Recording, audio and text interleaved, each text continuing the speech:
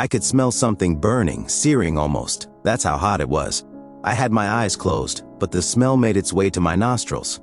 That is when the pain hit my feet. I opened my eyes and I saw I was sitting in a huge room. It looked like a hotel of some sort. The walls were white with writing in black all over them. I could not make out what the writing said, but it wasn't in English. The floor was smooth. It was a marble platform with a checkered pattern laid out in black and white. On the opposite side of the room there was a desk with many papers stacked on top.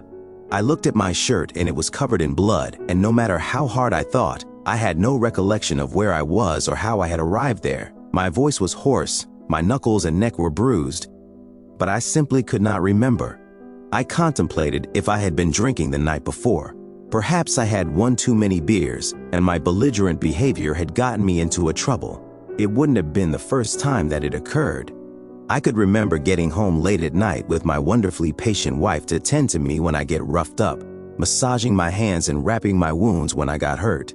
I got up from the chair and staggered towards the desk. The closer I got to the desk, the hotter the floor. I reached the desk and there was no one in sight. I yelled, "Hello!" But all I heard was my voice echo throughout this large hall. I looked over the end of the desk and I saw a bell and I chimed it 3 times. Suddenly the room turned black and there was an intense trembling. It felt like the whole room was free falling downward. I could hear the wailing in the background.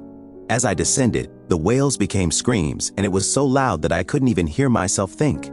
All I could do is yell as I held onto the desk and screamed for dear life. I felt as if my soul was leaving my body. Then the screams ceased, the lights turned back on, but there was something different about the place. The whole place had changed. There was a different ambience in the room. The lights had become dim. The floors were no longer clean but torn and black like charcoal. The walls were riddled